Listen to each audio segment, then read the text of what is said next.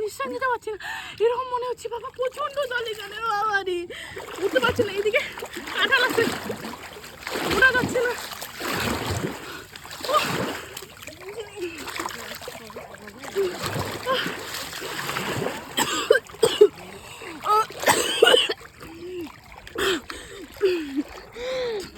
এই জলের খুব গন্ধ, প্রচন্ড খারাপ গন্ধ, একদম বলার মতন কিছু নেই।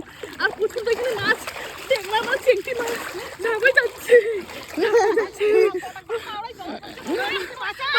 আমরা দেখি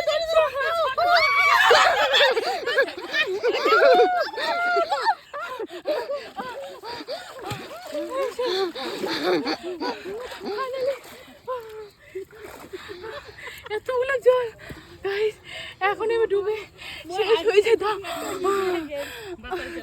মরে যাবার সময় তোমরা হাসি ধরছেন। প্রচন্ড মানে ওই জায়গাটা গেছিলাম, মানে প্রচণ্ড খাল, আর ওটা জলও যাচ্ছে না, আর প্রচণ্ড মাছটা যেদিকে হাঁটাটি, আর পায়ের মধ্যে কী কী লাগছিল তুমি বলে বোঝাতে পারবো না গাইস। মানে আমার কতটা খারাপ ফিল হয়েছে, কাকে না দেখলে আজকে বাঁচতেই পারতাম না, ওখানে আমার শেষ হইতো। ঠিক আছে, এরকম অনুভব হচ্ছে, কি বলবো, আমি এখনও নিঃশ্বাস নিতে পারছি না, এতটা হাঁপাচ্ছি, মানে কতটা হাঁপাচ্ছি, মানে বলার মতন ভাষা নেই। আজকে যদি ক্যামেরাটা না থাকতো তাহলে তোমাদেরকে বলে মানে দেখাইতে পারতাম না হয় এখানে কতটা গভীরতা আর কতটা এখানে জল।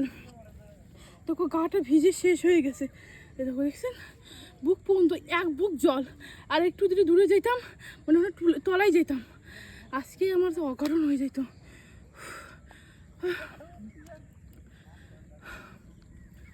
কী করবো, মানে করার মতন কোনো ভাষাই নেই। আমি ভাবতে পারি না, হ্যালো গাইস কইতে কইতে এনে পড়ে যাবে, মানে এত বড় অঘটন হয়ে গেছে।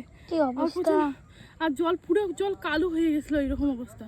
ঠিক আছে, তোমরা দেখতে পাচ্ছ না জলটা কীরকম, আমি দেখাচ্ছি, এই দেখো জলটার অবস্থা দেখো এরকম, তো পুরো কালো জল। তো গাইস যাই না, আমি এটুকু ব্লগটা বন্ধ করলে আমার পাচ্ছি না, বাড়ি যেয়ে চেস করবো। দেখো গার অবস্থা কি, চোখ টোক ধরলো নাকি আবার। তো বাই বাই, ভিডিওটা ভালো লাগলে শেয়ার করো বেশি বেশি করে।